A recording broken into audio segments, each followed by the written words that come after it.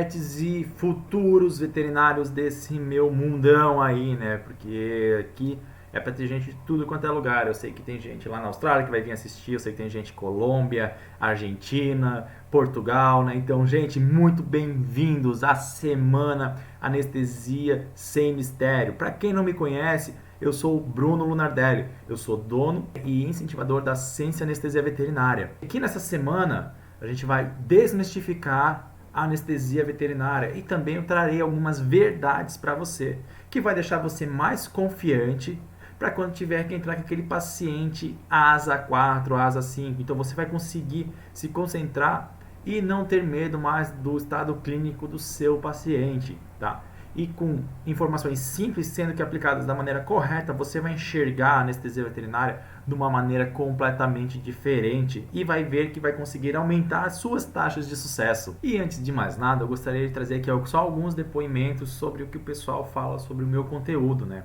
Então aqui a gente tem a Isa Brito de Feira de Santana, tá lá na Bahia. Então ela conheceu minha página há poucos dias, ela assistiu uma das primeiras lives, né, lá do canal e adorou, né? Então ela achou uma delicadeza e cuidado que você tem, né, para preparar o material e uma sutileza em repassar o conteúdo.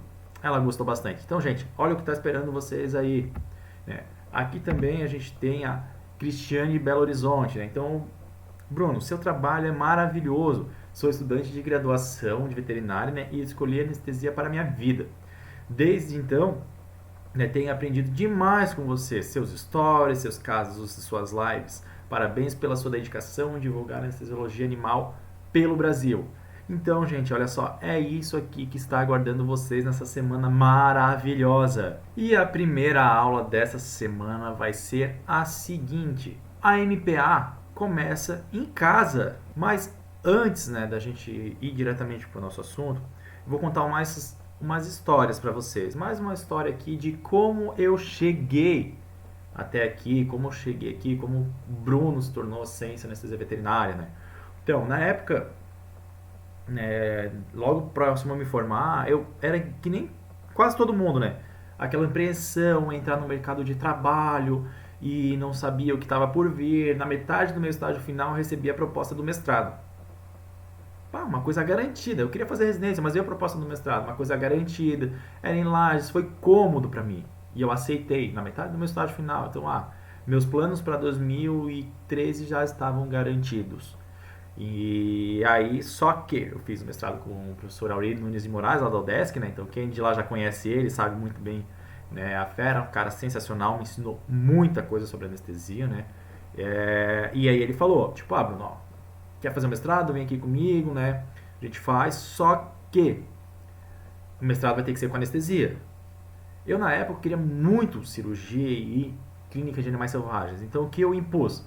Eu quero trabalhar com animais selvagens ou pet exótico. Então, cada um pôs a sua condição e acertamos. Trabalhei no mestrado com aves, foi sensacional. E aí, eu caí de paraquedas na anestesia. Vocês têm noção que tipo assim, eu nunca tinha parado para sentar e estudar anestesia. Eu estudava cirurgia, eu estudava clínica, mas a anestesia em si, não. Eu fazia algumas contenções, mas eu nunca parei para entender a anestesia, né? E do nada eu entrei nela. E nisso, né, nesse tempo, nesse caminho, tudo ali, eu peguei assim, não, eu quero então ser o quê? Eu quero ser referência, eu quero ter um trabalho de excelência, eu quero que as pessoas confiem o paciente delas a mim, ou até mesmo o proprietário confie ele a mim, né?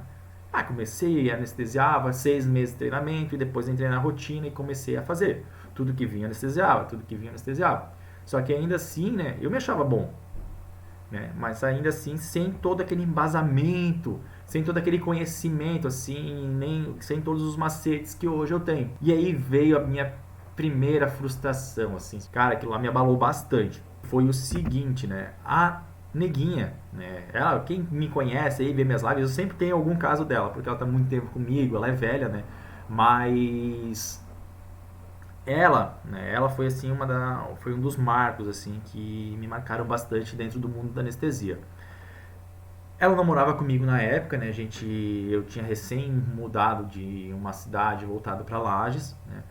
E ela ficava lá na casa da minha sogra, só que também lá não morava ninguém. Então ela ia de vez em quando lá, alimentava eles, tinha uma pessoa que ia sempre alimentar e cuidar do quintal. Até que um dia ela liga assim, falando, meu, que a neguinha tá muito mal, ela caiu, de início ela achava que era diarreia. Aí, na época eu trabalhava meio período só, peguei o carro e voei pra Taioras. Taiora é a cidade onde ela tava, né? 100 quilômetros de distância ali. Meu, fui pra lá, eu e a Heloísa, pegamos ela, cheguei um piometra, trouxe pra cá, anestesiei ela, né? Não anestesiei da maneira correta, né? Vocês vão entender tudo isso, ela, o caso clínico da nossa semana, né? Então anestesiei ela e o resultado final foi insuficiência renal aguda, eu quase matei ela. Ela ficou assim por muito tempo mal, por muito tempo doente, assim, 15 dias sem comer. Então fiquei em função dela absurdo, assim, pra que ela viesse e melhorasse. Hoje ela tá bem, né? Mas assim, eu cometi um erro banal com um animal meu e que também eu poderia ter cometido com um paciente, com um animal de uma outra pessoa, né? Então, nesses momentos a gente vê assim o quanto que a gente às vezes poderia estar mais bem preparado, né? Que eu não estava preparado para aquilo. E nesse mesmo ano, assim, depois dela se recuperar, tudo, veio uma prova de professor, né? Lá da UDESC também. E essa foi a minha segunda frustração. Foram 2 socos na cara no mesmo ano. Eu prestei a prova, meu, fui mal pra caramba. E aí eu pensei também, né? Tipo, tô fazendo mestrado. Mestrado pra quê? Pra dar aula, né? Pra te seguir a carreira acadêmica. E então, eu precisava ter uma vivência prática disso, entender as coisas. Eu vi que numa prova ali de 3 questões eu não sabia metade dela. Então, tipo, que tipo de professor que eu queria ser? Que tipo de anestesia eu estava sendo? Tipo, que eu não conseguia nem dar conta de uma coisa simples, que era uma piometra, né? Tipo, que ela parece ser simples, né? Mas com certos cuidados a gente consegue ter sucesso. E tipo, e como é que eu vou dar aula sem saber as coisas? Esses 2 eventos, né, fizeram com que eu tomasse algumas decisões e fosse para frente, né? Então, nesse final desse mesmo ano, né, não chegou nem no final desse ano, logo depois que saiu o resultado da prova, eu peguei e resolvi fazer a residência. Falei assim, não, eu preciso me especializar, eu preciso ganhar e agregar conhecimento, né? Não adianta, não tem como eu ser um bom anestesista, não tem como eu ser um bom professor sem saber como é que é a lida, como é que é trabalhar de verdade. Então eu peguei assim, preciso de prática.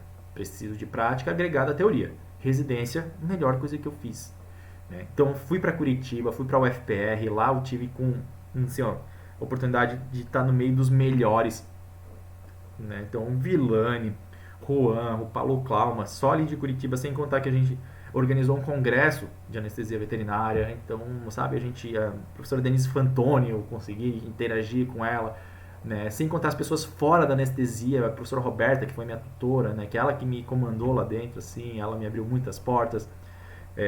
Então, assim, eu tive pessoas que me pegaram pela mão e me guiaram e falaram as coisas certas e erradas, o que eu podia e não podia fazer, além de aprender com meus próprios erros, né?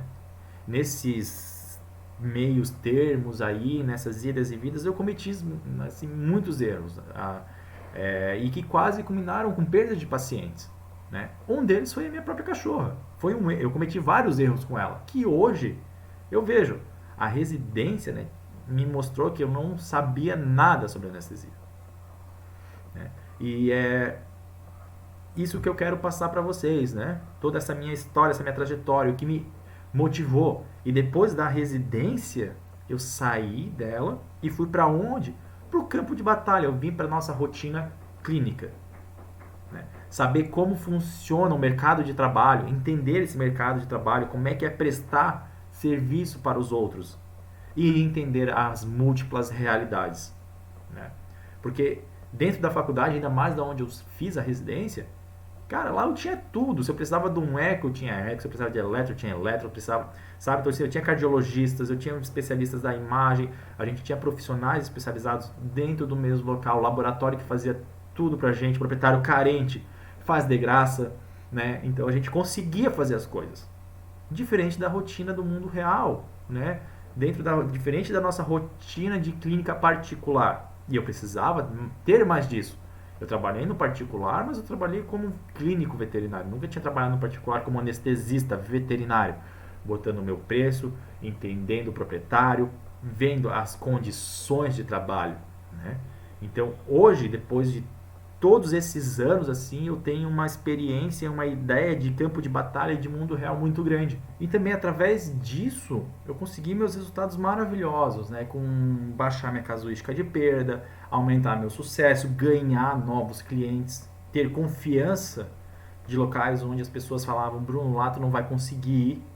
Por quê? Porque lá já tem um anestesista de lá, já tem não sei o quê. E eu consegui isso. Por quê? Porque a gente tem competência, né? E é claro, foi tudo anos aí trabalhando para eu chegar nisso. E às vezes você se pergunta: e por que tu tá passando isso pra gente? Isso, tudo que eu estou fazendo é para o quê? Melhorar o nível da nossa classe, tornar a anestesia veterinária uma anestesia de excelência, né? E trazer isso para as clínicas veterinárias, terem noção do funcionamento, né, de um anestesista, ter ele lá na clínica para ter também um serviço de excelência. Então, tudo isso é para a gente melhorar a nossa classe e melhorar a nossa anestesia no Brasil. E é isso que a gente vai entender aqui nessa semana. E o nosso cronograma da semana vai ser da seguinte maneira: a gente vai começar primeiro falando dos momentos pré-anestesia, depois dos momentos transanestesias e por último o momento pós-anestésico. Ok, gente? Então vai ser a pré, trans e pós. Cada aula vai se tratar de um assunto desse. Sendo que eu escalei aqui também a importância de cada um deles dentro do teu sucesso do procedimento. Então, a pré-anestesia, né, o momento pré-anestésico, ele vai valer em torno de 30% do teu procedimento, que é o momento onde você vai triar o teu paciente, decidir quando que ele vai para a cirurgia. Aqui a gente prevê intercorrência. O momento transanestésico é onde conta, né, a maior capacidade sua, porque é onde acontece todas as intercorrências, é onde acontece todo a muvuca, né? Então ali que realmente vê se você está ou não preparado para assumir uma anestesia de alto risco. E por último, o pós-anestésico, né, que demanda aí 20% do anestesista para estabilizar esse paciente e entregar ele em condições para o internamento. E começando, né, toda a nossa fundamentação teórica, a gente vai entender melhor, né, o momento pré-anestésico. Como assim, Bruno? O que é o momento pré-anestésico? Da onde que ele surgiu? Onde que começa, né? Então, aonde que vai começar essa nossa anestesia? Essa nossa pré-anestesia? Ela começa com as informações do paciente, informações sobre o procedimento, solicitação de exames e a consulta pré-anestésica. Então, tipo, nessa fase, a gente está totalmente fora do centro cirúrgico. A gente nem planejou ainda o dia da cirurgia, às vezes, nem nada. Então, aqui a gente começa a compilar dados. No que essas informações, então, vão ser relevantes? No que elas vão me ajudar? Seguinte, informações do paciente. Primeiramente, né, a gente precisa saber raça, score corporal, a idade, doenças concomitantes, né? Vocês veem que agora, quando a gente começa a planejar e ver isso aqui, essas informações são realmente informações bastante relevantes que, sabendo previamente, você tem um preparo melhor, né? Para começar todo o teu procedimento, para chegar lá com maior segurança e saber o que está te esperando, né? Não ser pego de supetão. Assim, ó, informações sobre o procedimento, o que isso traz para você, né? Que, ó, gente, é muito importante. O que vai ser feito com ele? Ah, vai ser feito profilaxia dentária, beleza. Aí chega lá, uma profilaxia dentária com uma castração eletiva, com uma retirada de nódulo da perna, com mais uma retirada de nódulo nas costas e aí um procedimento que foi preparado para 1 hora se torna 5 horas, né? Então, tipo, isso é muito importante, essa conversa, tu saber, descobrir certinho qual que será o procedimento, para você já chegar também com uma conduta pré-determinada. Não ser pego de surpresa, eu chegar ali e ter que imaginar tudo na hora. Não, saiba antes o que você tem que fazer. Tá? Tempo de cirurgia também é muito importante, porque a gente consegue se programar, saber o que é melhor. Tá? E é claro, gente, conhecer o cirurgião. Ah, mas por quê? Primeiro, a gente precisa saber como que o cirurgião opera, se ele demora muito, se ele não demora, como que ele vai funcionar, né? Então, o teu entrosamento com o cirurgião é muito importante. né? Porque assim, ó, às vezes tem cirurgião que ele é muito apressado, aí não deixa você trabalhar direito, né? Então você sabe, não, beleza, aquele cirurgião lá, ele é apressado, então eu preciso chegar meia hora antes para fazer a minha analgesia funcionar, para fazer o meu bloqueio loco-regional, para fazer... Ou então, ele é um cirurgião, ele é mais lento, né? Ele demora mais, então eu já vou preparado, vou levar marmitinha pro almoço, porque as coisas vão demorar um pouco mais. Entenderam, gente? Então, essas informações são informações cruciais que no final faz diferença.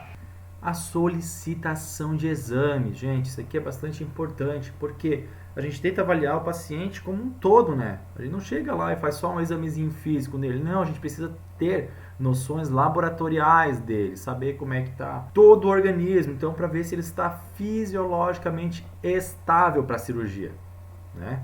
Então são informações que faz diferença no final, sim. Solicitação de exames, né? A gente precisa ter um bom entrosamento com o clínico e lembrar, né, que alguns laboratórios já têm os perfis prontos, facilitando a tua vida.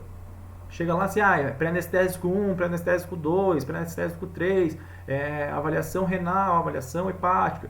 Então, o laboratório ele já trabalha para facilitar a nossa vida, para só chegar ali e pedir e receber o resultado e você saber interpretar ele, né? E ter um bom relacionamento com o clínico também faz isso, né? Por quê? Porque você consegue conversar, tirar dúvida, ver se realmente aquele exame é necessário, ver se não pode pedir tal exame. O clínico ele já chega para você pré-cirúrgico com os exames já prontos, ele não precisa esperar você pedir, né? Então, gente, seja simpático, tenha um bom relacionamento com seus colegas que tudo facilita. Assim, gente, não é só pedir exame também, né? Chega lá, já tive lugares assim que, o pessoal pegava a ficha do paciente, abria, olhava a ficha de cobrança só para ver se o exame estava lá. Não, beleza, pediu o exame, tá aqui, então tô de boa. Agora, se não tava lá na ficha, meu Deus, não vai entrar porque não tem exame tal, não tem exame tal. Mas na hora de chegar ali e querer justificar a falta de um exame ou justificar uma alteração no exame para aquele paciente não passar pela cirurgia, é foda. Então, tipo, a gente precisa saber interpretar, senão a gente vai ficar assim, chegou o exame, aí tu vê uma alteração e fica lá, meu Deus do céu, e agora? Isso influencia para mim ou não influencia? Isso é importante para mim ou não é importante? Voltando ao slide anterior, bom relacionamento com o clínico vai te ajudar. Se você não tem uma noção de interpretar 100% o exame, como eu tinha no início da minha carreira, cara, eu não sabia diferenciar lesão hepática de perda de função, como é que eu ia ver lesão renal, para que me servia uma urinálise, sabe? Então, gente, eu não tinha essa ideia, eu não sabia interpretar esses exames. Hoje eu tenho mais destreza, né? Só que antigamente eu não tinha. Então, você tem que saber para quem perguntar. Não seja orgulhoso, né? Então, pedir o exame, dê um jeito de interpretá-lo, porque às vezes o exame vai estar alterado, você vai fazer mesmo assim e deu zica, né? Culpa sua. Será que é culpa sua? Então, você precisa saber argumentar. Será que é possível conversar com o tutor sempre? Pra gente que é volante, por exemplo, né? Eu sou anestesista volante. Eu não tô lá na clínica fazendo atendimento, eu não atendi aquele paciente que vai ser anestesiado amanhã para já conversar com o tutor e passar para ele toda a situação. Não, hoje eu tô aqui, amanhã eu tô em Lages, amanhã eu tô em Jaraguá, né? Então cada semana, assim, cada dia eu estou num lugar diferente, né? Balneário Camboriú, Itajaí, Blumenau, Benedito Novo, Taió. Então eu não tenho condições de estar sempre presente. O que eu gosto de fazer em alguns locais? Peço para o tutor chegar junto comigo, né? Então, vou chegar lá, procedimento às 9, eu chego às 8h30, converso com o tutor, troco uma ideia com ele. Às vezes não dá, o paciente já está internado, o paciente é emergencial, eu tento deixar, assim, eu tento de alguma maneira trocar uma ideia com ele, nem que seja por telefone, pelo WhatsApp, a gente procura chegar num acordo, sabe? Porque tu precisa daquelas informações, precisa da informação do tutor. Bruno, tu não confia no clínico, não é não confiar no clínico, é a gente não confiar no tutor, porque às vezes pro clínico ele fala uma coisa E pra gente ele fala outra, porque ele vê o anestesista como um médico veterinário que não vai chamar a atenção dele, que não vai brigar com ele por ele ter dado comida caseira pro cachorro, né? Ele vê a gente como o quê? Se ele esconder aquela informação, o paciente dele pode morrer naquele procedimento. Então ele vai ser mais sincero pro anestesista do que pro clínico. Essa é a tendência, então é importante a gente conversar. Tá? E aí também, ó, na consulta pré-anestésica, a gente tenta extrair o máximo de informações relevantes para a anestesia, né? A gente esquece o quadro clínico, não que esquece o quadro clínico, né, mas quando ele vai para a clínica, quando ele faz a primeira consulta, você faz uma consulta bastante abrangente. Quando ele cai na mão do anestesista, você vai começar a trabalhar a parte o que? Anestésica. Já foi anestesiado antes? Já fez cirurgia?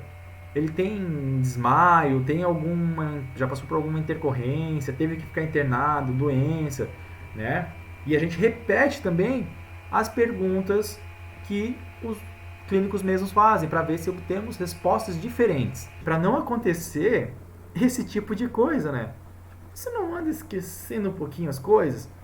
Porque o tutor, ele esquece. Até mesmo a gente sabe, quando a gente faz as disciplinas de semiologia, que aprende a fazer a anamnese na clínica, tudo a gente fala, né? Os professores sempre dizem isso pra gente.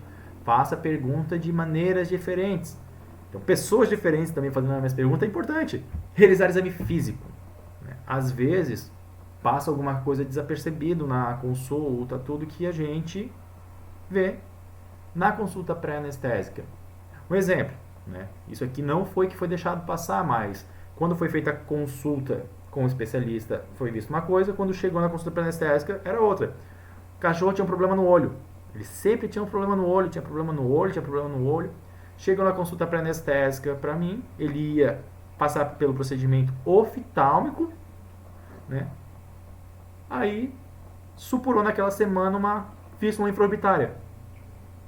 Então, quer dizer, um problema que o cachorro sempre tinha no olho não era oftálmico, era odontológico. Então, na consulta pré-anestésica, a gente viu aquilo, né? Daí foi conversado com o pessoal da oftalmo. Meu, ele tinha isso aqui antes, não tinha isso aqui antes? Não, isso aí nunca apareceu. E aí, quando chegou, no final das contas, ele foi pro procedimento certo, né? Entendeu, gente? Então, assim, a consulta pré-anestésica, ela ajuda muito para essas coisas também. Então, quando possível, façam ela, tá? E assim, ó, é o momento de solicitar mais exames ou adiar o procedimento. Que é aquela hora que tu olha assim, né? Meu Deus, não tem como fazer isso agora. Porque chegou ali, o paciente está com um hematócrito de 12. O paciente está mal, ele está com uma leucocitose ferrada, né? Ou uma leucopenia, né? Que nem gatos com felve positivo, que chega com uma leucopenia de 1000. Aí você para, opa, não. Esse procedimento realmente é necessário nesse momento?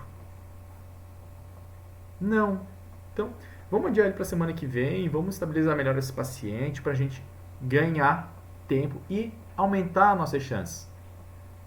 Vocês estão entendendo agora que lembra aquilo que eu falei, aqueles 30% de prevenção? Aqui, ó, é o momento de prevenir, gente. De precaver e ver as coisas funcionando. Também, né, na consulta pré-anestésica é o momento que você deixa o tutor ciente de todos os riscos. Né? Então você vai pôr um medo junto com confiança.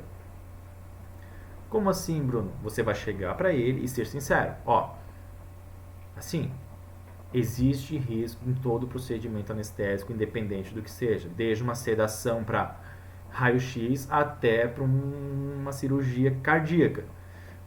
Então, a diferença é o quê? As porcentagens de risco. O risco do procedimento que seu animal vai passar não é muito alto, a gente tem muita experiência com isso, vai estar trabalhando com um anestesista, cirurgião experiente, tempo cirúrgico, entendeu? Então você deixa ele ciente que, primeiro, a gente não trabalha com números exatos, né? A gente não é matemático, a gente trabalha com biologia. Então, a gente não consegue garantir 100% de eficácia. Eu tenho as minhas perdas, vocês vão ver, eu vou falar disso mais pra frente. Então, eu tenho minhas perdas, a gente tem... isso faz parte da rotina, infelizmente. Né? E também ele vai assinar um termo de autorização. Né? Termo de autorização, Chuck Norris. Para quê? É que ele está ciente das coisas que estão por vir e de tudo que pode acontecer com o animalzinho. Então, o momento pré-anestésico é o nosso momento de planejamento. Você vai fazer toda a sua triagem Você vai ver, vai planejar, decidir MPA, vai conhecer o teu paciente, temperamento, é agressivo, não é agressivo. Entenderam? Então, isso vai acontecer nesse momento. Isso vai acontecer tudo agora. Para daí, no dia da cirurgia em si, no dia da anestesia, você ter planos A, B, C, D, sabe? Saber trabalhar. Tipo, esse paciente eu posso fazer a indução MPA intravenosa, eu vou fazer a manutenção com ISO, ao invés de fazer com Propofol, porque eu acho que para ele vai ser melhor, porque ele tem uma lesãozinha no fígado. Eu vou fazer... eu ia fazer Dex, mas não, eu acho melhor fazer só um opioidezinho, porque ele tem 12 anos, então talvez seja cardiopata, porque o dono não conseguiu fazer o eco e nem o eletro. Então, já que eu não consegui fazer, vou me precaver. Então, aqui é nosso planejamento. Beleza, galerinha? E agora, né, a gente vai para o passo número 2 da nossa anestesia, né, que é colocando o nosso paciente para dormir. Agora a gente vai ver como que realmente começa a nossa MPA, como é que a gente vai fazer a nossa medicação pré-anestésica. Para quem achou que era só chegar e aplicar a medicação pré-anestésica e deu, não. A gente tem jejum, aí sim a medicação pré-anestésica, aí depois a gente vai para anestesia em si, o momento transoperatório, né? E por último a recuperação. Esses aqui são os passos transanestésicos. Agora a gente vai conversar sobre o que? Jejum e MPA. O jejum é bastante controverso, tá? Porque tem gente que fala fazer jejum de 12, jejum de 8, jejum de 6, fazer jejum hídrico, não fazer. Então, tem alguns estudos novos. Esse aqui foi um que eu achei, ele é de 2009, ele não é tão novo assim, né? Então, para vocês terem noção de que a parte do jejum já vem sido discutida há bastante tempo, né? Que ele recomenda um jejum alimentar de 3 horas, sólido, tá? Então, na verdade, assim, você vai dar um alimento pastoso para o teu paciente, 1/3 do que ele comeria normalmente, 3 horas antes da cirurgia. E mantenha a água. Por que disso? Isso ajuda a reduzir, ou melhor, né? Esse ajuda a deixar o pH mais próximo do neutro, né? Do suco gástrico, evitando lesões de esôfago e esofagites devido ao relaxamento do cárdia durante a anestesia. Então, esse alimento pastoso, ele passa com maior facilidade pelo trato gastrointestinal, evitando regurgitações no transoperatório. Mas vocês percebam, é 1/3 da alimentação normal, né? Então é bem pouquinho mesmo, só para ter um pouco de conteúdo que o estômago faça digestão. Jejum muito prolongado aumenta muito a acidez desse suco gástrico, né? E aumenta consideravelmente o risco de esofagites, né? E levando assim a lesões graves no paciente. Eu já tive relatos de gente que teve lesão bem grave, que acabou perdendo o paciente por estenose esofágica, tá? Então o jejum, ele não é só para evitar as regurgitações de falsa via, né? A gente também tem que pensar nesse outro ponto, né? Tá? Que realmente, se a gente esquece de falar para o proprietário, esquece de enfatizar os problemas de dar comida, meu Deus do céu, o paciente come ali como se não houvesse amanhã. A última refeição da vida dele, né? Chega ali e fala, não, ele vai para cirurgia, pode ser que dê alguma coisa errada, eu vou deixar ele comer tudo o que ele gosta. E o proprietário entope o bicho de comida. Então, temos que ter bom senso, falar, se não confia no proprietário, jejum de 8 horas de alimento, sem jejum hídrico, né? Que aí assim a gente já consegue uma boa garantia. Ah, Bruno, por que tu não tira a água? Porque assim, ó, a cirurgia vai ser de manhã. O dono, ele vai sair de casa, se ele marcou para chegar às 8, mais 7 horas de casa. Então, nesse momento, o paciente já não está mais com água, 1 hora. A cirurgia não vai começar às 8 em ponto, né? Vai começar às 8h30, 9 horas. Então, quer dizer, você tem ali 2 horas de jejum hídrico. Isso já é o suficiente pra gente. E se você faz um jejum de 3 horas de alimento úmido, você tem praticamente 5 horas de jejum alimentar. Então, isso aqui já te dá uma base muito boa para trabalhar. Mas quando você, que nem eu falei, você não confia no proprietário, pede para ele tirar a alimentação à meia-noite do dia anterior. Se o procedimento for à tarde, diz para ele tirar às 6 da manhã, né, para você ter segurança aí que esse paciente vai estar com o estômago vazio. Então, na medicação pré-anestésica, a gente precisa também ter noção da nossa ficha. É onde vai começar o preenchimento dos dados da nossa anestesia, né? A gente vai ter a ficha de avaliação pré, né, no momento pré-anestésico lá, né?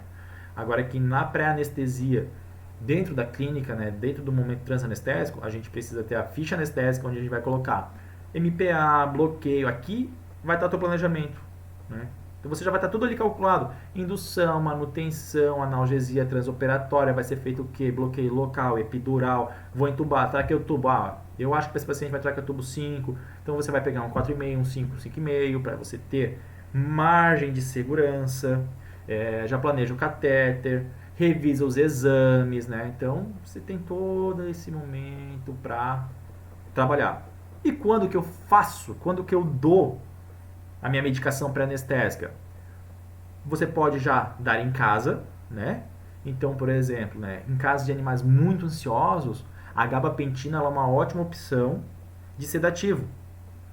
Você pode pedir para o proprietário dar em casa, para daí esse paciente vir mais tranquilo já para você trabalhar muito melhor com ele na clínica.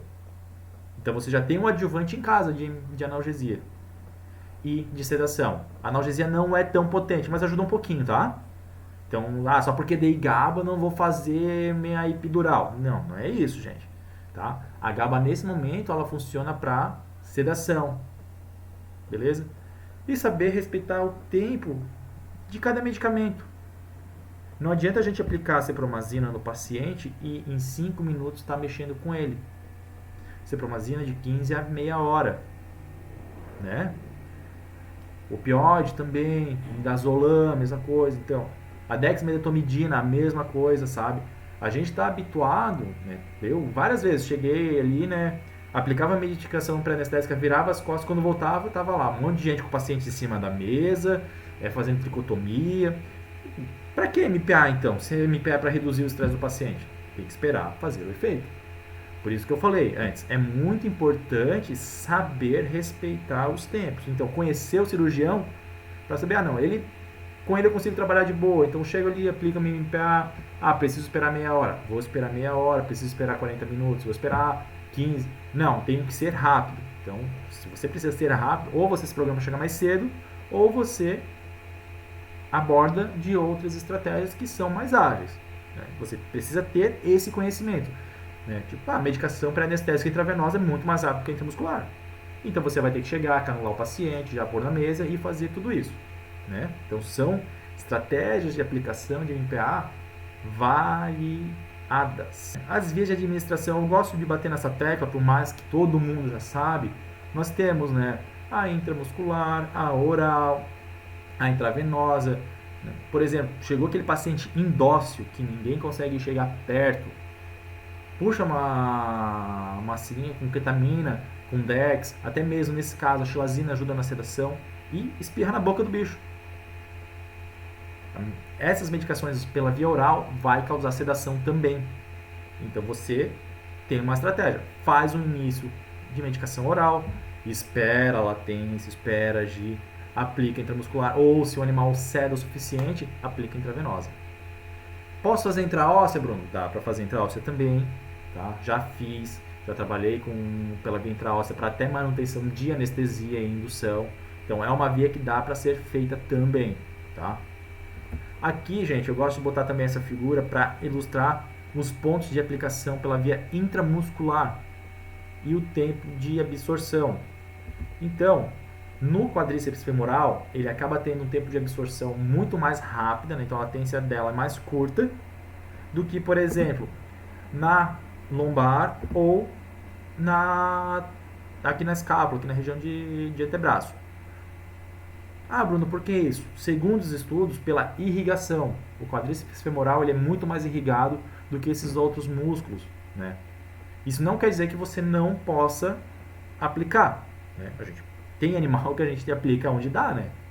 Então, olha ali, que nem eu falei assim, às vezes eu pego uns gatos tão capiroto que eu vejo, não é a cabeça, beleza, vai. Né? Que não tem, a gente não tem como decidir se está aplicando no quadríceps, na coluna, né? Não tem como saber, tá? Então, esses aqui são os locais de eleição, né? Onde a gente acaba aplicando por mais vezes, com maior cuidado, né? Eu sempre opto pelo quadríceps, pela absorção mais rápida, a latência mais curta do medicamento, e a gente consegue praticamente 100% dele é absorvido, né? Tá? Na coluna e no braço ali demora um pouquinho mais. A tábua do pescoço também vai demorar um pouco mais. A tábua do pescoço é mais comum para suínos, né? Esses pacientes um pouco mais com camada de pós um pouco maior. Gente, agora vamos praticar um pouquinho. Vamos botar na ponta do nosso lápis, a nossa linha de raciocínio, nosso senso crítico, né? Vamos ver o caso da neguinha, né? Vocês lembram lá da história que eu contei lá no início para vocês, né? Então vamos ver o caso clínico dela, né? Que foi a minha primeira frustração. Vamos ver como que eu agi daquela vez e vamos ver o que deveria ter sido feito na verdade, o que um anestesista de verdade teria feito, né? Que naquela época eu não era. Então, gente, o caso clínico é da neguinha, né? Uma canina fêmea inteira, né? Na época ela tinha uma idade aproximada de uns 10 anos, né? A neguinha eu achei ela da rua, então só Deus sabe a idade real dela, mas ela já tem a cara de velho, pelo branco, né? Então a gente estimava já 10 anos naquela época. Apresentando então apatia há uns dias, não tinha noção de quantos dias estava assim, porque como eu falei lá, né, ela ficava, né, numa casa onde as pessoas iam um pouco, né, minha sogra ela não morava ali, ela tinha que trabalhar fora, então ia só um pessoal lá alimentar, via elas, mas não tinha aquela interação toda que nem a gente tem hoje, né, vivendo com ela todo dia. Então, apresentando apatia uns dias e secreção vulvar e anorexia. Né? Também anorexia não sei há quanto tempo. Quando eu peguei ela, extremamente prostrada, desidratada, apática, assim, nível de consciência deprimido, a cachorra estava bem mal. O diagnóstico foi de piometra, né? Então a gente estava ali com secreção vulvar, todo o quadro clínico, né? Tratamento cirúrgico. Aqui tem uma outra foto dela, né? Essa aqui é 1 ano ou 2 antes da cirurgia. Eu não tenho muitas fotos da neguinha porque ela não gosta de câmera fotográfica, é bizarro, né? Mas a gente vai tentar tirar foto dela, ela esconde a cabeça, então são alguns momentos que a gente consegue ter dela assim, olhando para a câmera, e pode ver que ainda é meio tremido porque tem que ser agilidade. Então, a minha conduta na época foi a seguinte: MPA, acepromorfina. E tipo assim, quando eu falei MPA, foi assim, ó, eu cheguei, canulei, botei no soro, fiz ceftriaxone e mesa, né? Eu não tive um momento pré-anestésico, né? Eu não tive aquele discernimento de estabilizar antes de entrar. Eu simplesmente cheguei, passei numa farmácia veterinária, né, ou agropecuária, depende né, lá foi uma agropecuária que vendia medicação, então eu comprei soro, comprei ceftriaxona, comprei antibiótico, canulei ela, liguei para um amigo meu que era cirurgião, era janeiro, época de férias, ainda era difícil de conseguir as coisas, né? Liguei para um amigo meu que era cirurgião, vamos anestesiar ela, vamos operar, eu preciso, beleza. Então, peguei ali, botei ela no sorinho, fiz um antibiótico e centro cirúrgico. MPA, então, acepram e morfina. A nossa indução, manutenção, técnica analgésica, a gente vai conversando nos próximos capítulos, tá? Monitoração, vai igual, né? Estetoscópio esofágico e pulsoxímetro. E a nossa analgesia pós também vem depois. E o resultado, né, dessa peripécia dessa minha anestesia, foi a seguinte, né? Uma insuficiência renal aguda, 15 dias de tratamento intensivo, então eu fiquei em cima dessa cachorra 15 dias praticamente, dormindo o mínimo possível, que eu estava sempre do lado dela, né? Ela ficou internada em casa comigo, soro e ondacetrona e serênia e exames laboratoriais para corrigir todo esse problema. E eu fui muito insistente, fiquei 15 dias realmente, né? A Heloísa às vezes vinha assim, amor, sabe, né? Pode ser que não resista, pode ser que não aguente, pode ser que... E eu estava trabalhando a minha cabeça também para que a perda fosse acontecer, né? Então, eu cheguei quase no óbito mesmo desse paciente, né? A neguinha, ela quase morreu por falta de experiência. Eu não vou falar que foi imprudência minha, porque eu era inexperiente na época. Eu estava há 1 ano, 2 anos anestesiando. Eu estava há pouco tempo fazendo serviço de anestesia, não estava tão aprofundado. Minha função do mestrado era com aves, então a parte de cães e gatos mesmo eu não tinha tanta experiência, né? Cara, não era nem 2 anos, estava bem menos de 2 anos assim, então, mas eu achava que eu já sabia fazer, né? Então, experiência de quase óbito. Então, a gente sabe que essa não era a MPA, né, a conduta ideal. Mas o que eu deveria ter feito primeiro, então? Isso então vão ser cenas dos nossos próximos episódios, tá? Beleza? Quarta-feira a gente vai discutir melhor o caso da neguinha, vamos discutir bem essa MPA e chegar numa conclusão do que seria melhor para ela. Outra coisa muito legal que essa semana está tendo agora, que é o seguinte, aqui embaixo tem um botão onde você vai fazer o download de um caso clínico, que a gente vai discutir na sexta-feira à noite, tá? Nós numa sala de reunião, num webinário, como se a gente tivesse todo mundo junto e reunido, né? Para discutir ele. Vai ser ao vivo, né? Então, às 10 para as 8 você já vai conseguir entrar na sala e às 8 horas a gente vai começar a discussão, né? Então, ali a gente vai discutir, vão ser 2 casos clínicos. Hoje, quarta-feira, vai ter mais um, né? Então, a gente vai ter esses 2 casos clínicos para discutir, bem legal, ali junto, vai ter interação. Então, a gente vai estar realmente numa videoconferência em equipe. Só que as vagas são limitadas, somente 100 pessoas vão poder acessar, né, esse webinário. Então procure estar mais cedo, né? Entre ali entre 10 para as 8 e 8 horas e fique aguardando. Eu já vou estar ali junto com vocês, a gente já vai estar interagindo, conversando um pouco, vendo como é que foi a semana de vocês, beleza? Tá. Ah, Bruno, eu não consigo entrar às 8 horas, ela vai ficar gravada, ela vai ser transmitida ao vivo no YouTube também, tá? Lá no canal do YouTube ela vai ser transmitida ao vivo também. Então fica tranquilo, se você chegou no momento, não tinha mais vaga, você vai poder ir lá no canal do YouTube, assistir ela e interagir comigo pelo bate-papo ao vivo, tá? Você não vai conseguir conversar comigo, que nem as pessoas que vão estar no webinário, mas você vai conseguir interagir, né, ali no bate-papo. Então a gente vai estar conversando, eu vou estar vendo o bate-papo aqui ao vivo, vou estar vendo as pessoas aqui ao vivo junto comigo. Então vai ser uma experiência única, assim, como se a gente estivesse realmente numa grande sala conversando. Beleza? Então, baixa o caso clínico, assiste quarta-feira de novo pra gente saber toda essa continuação e sexta-feira também tem toda a parte. Não se esqueça, aqui embaixo também dá para deixar o seu comentário com a sua dúvida, elogiando, compartilha com os colegas, mandem para as pessoas, assim, porque realmente a ideia disso aqui é a gente atingir o maior número de pessoas possível. Beleza? Um forte abraço para vocês e quarta-feira a gente tá de novo, às 8 horas da manhã, segunda aula no ar. Aqui tá o nosso Instagram, o nosso canal no YouTube, tá? Esse telefone aqui é do meu WhatsApp, se você tem qualquer dúvida ou quer entrar na lista de transmissão, onde eu mando conteúdo semanal também, pode mandar um oi lá e falar que quer entrar na lista. E aqui está o meu e-mail, beleza? Um forte abraço e até quarta-feira!